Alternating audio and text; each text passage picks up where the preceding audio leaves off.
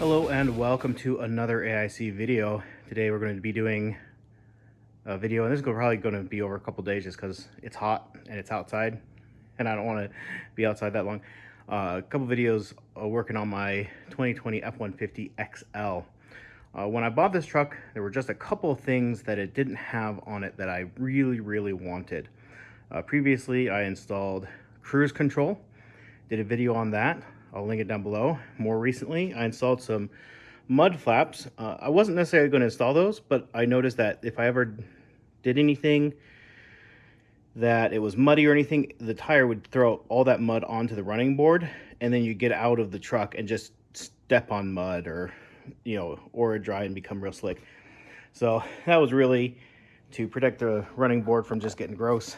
So when you get out of the truck, and do that on the rear as well. Next modification is going to be back on the inside. So I've been using this funky cable to listen to music and stuff from my phone. It's a Y cable for my iPhone. It has an aux port and a lightning jack and just a normal USB to plug into cigarette lighter, to plug into the head unit, because the head unit I have has no Bluetooth, no nothing. It does radio, and that is it. And while this has been working okay, I have a couple of road trips coming up. I've done a couple of road trips this summer already.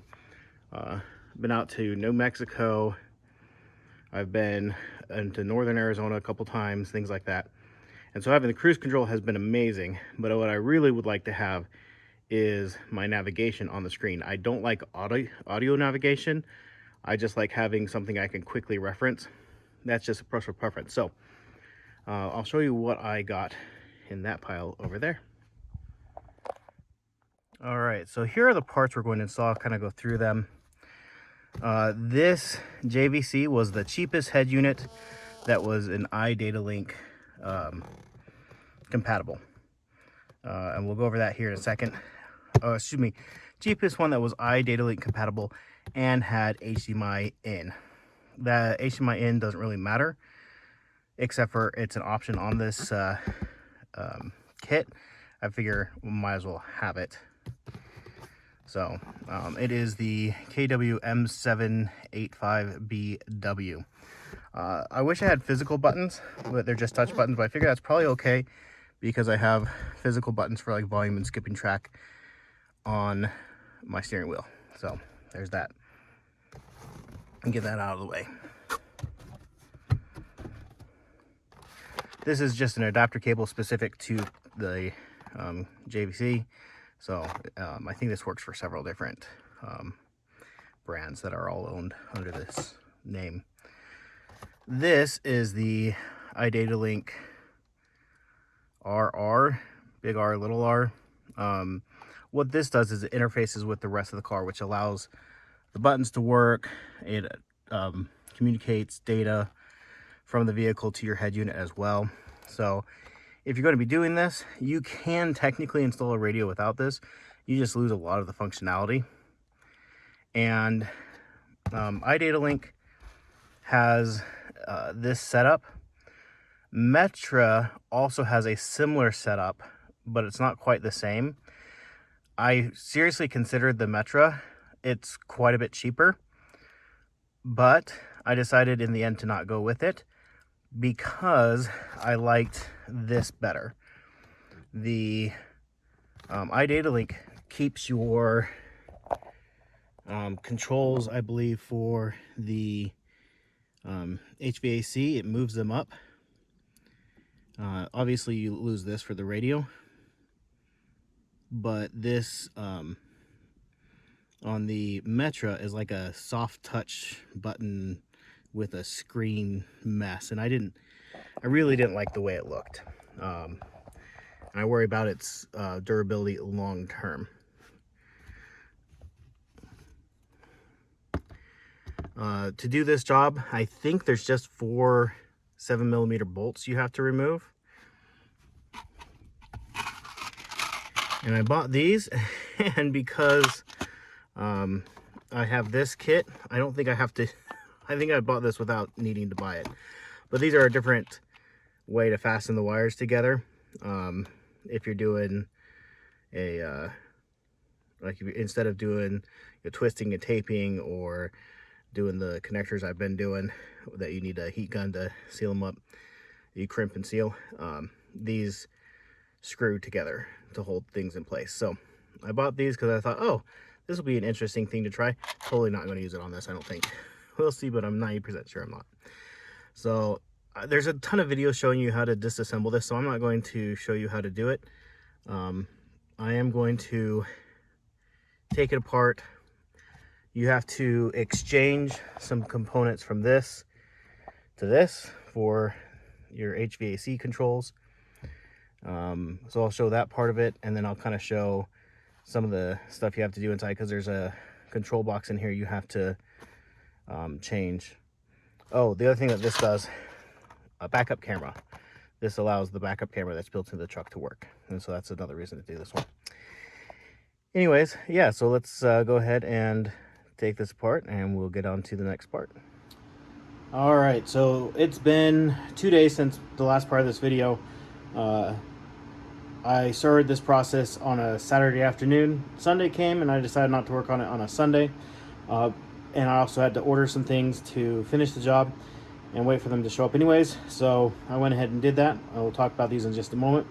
But it was pretty simple to get this apart and back together. I was a little intimidated at first, but it was fine. The thing I wanted to talk about though is these ports back here and my solution for those. So let me go get the radio and we'll talk about that.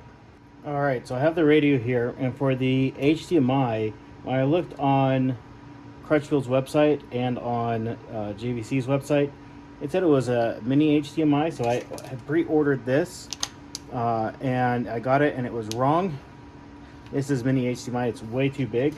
So you actually need this one, which is the micro HDMI, but I wasn't sure what to order for the other end, so I thought, oh, it's got to be a male adapter. It's not. It's a male adapter on here.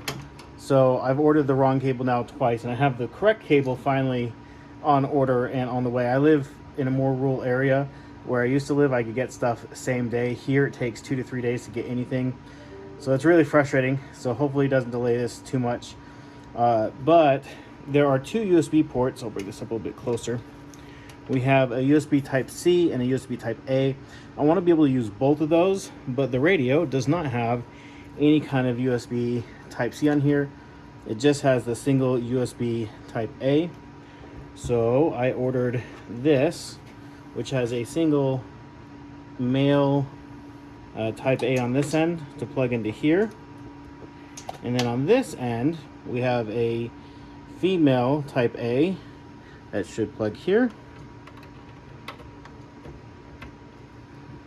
And a male to female type A to type C for the other side.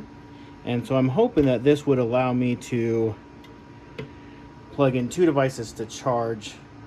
Like when I'm doing long road trips and stuff, it's nice. And then this will be a lot cleaner than using a cigarette lighter or whatever, in my opinion, to charge. So that's what I'm going for. Hopefully it looks good and works well. So that is the next step. I'm really annoyed at myself for getting the wrong HDMI, but it's not the end of the world right now. What we're going to work on next is getting this fitted and this fitted into the dash. So I need to cut out the middle section and figure out some cables. Oh, and I'll put a link to these cables that I ordered into the video description, as well as the correct HDMI cable that you need for this.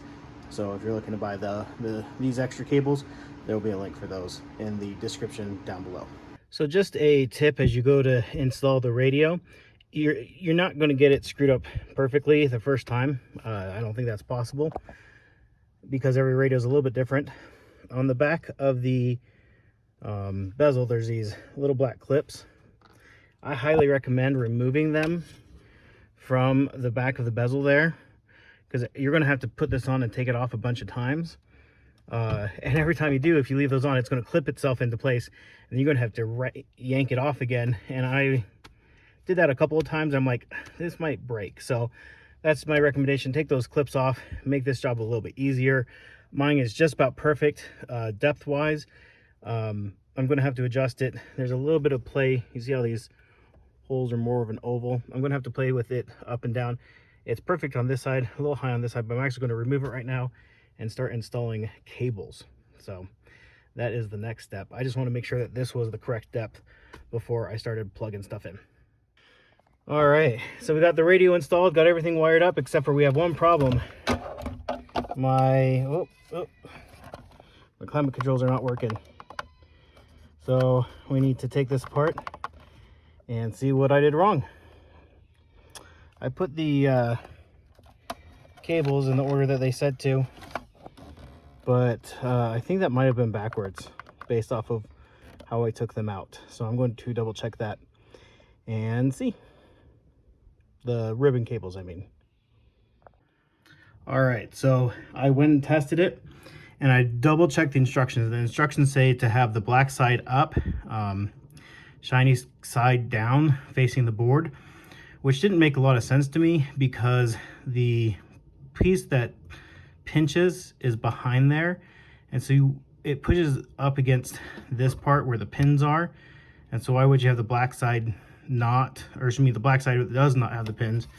Pull this over. So that's the black side, that's the shiny side. So the way it had you do it is push it in this way, and then this black side is pushing up against the pins here, which didn't make sense to me, but the instructions were very clear on that.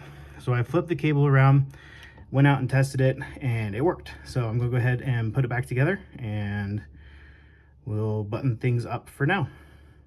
All right, I don't know where I'm going to slot this into my video. It's after the last part I did, which it was the last part. So I had a problem with my install. My backup camera wasn't working. That's because the video gets sent through this, which it goes into the back of the screen, this plug.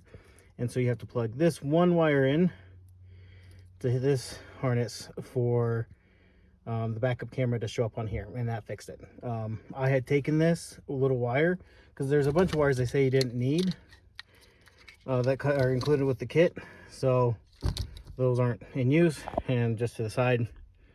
So anyways, I'm gonna have to shove all this back in the dash, but there's tons of room back here for it. But that's the backup camera.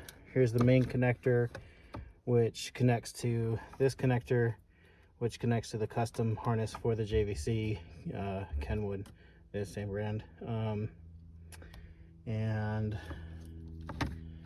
yeah, everything looks good. Got this working right. This finally showed up while I was doing everything. This is the bypass, so that way the auto shut off doesn't, auto start stop doesn't default. It's funny, it only ever kicks on when I really don't need it to. Otherwise, my truck actually very rarely does the auto stop stuff.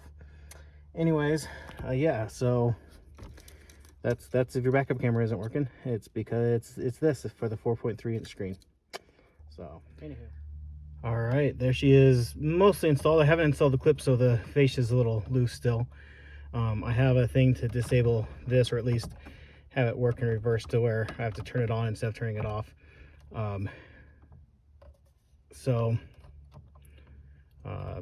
I think it looks pretty darn good.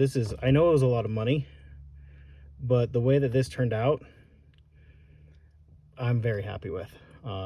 Everything turned on. I'll have to check the USB ports, make sure that they work the way I want them to. But other than that, I am super happy with the way it looks. So I'm going to wait for this to show up. It's supposed to be here by the end of the day, and then I'll put it together, or finish putting it together.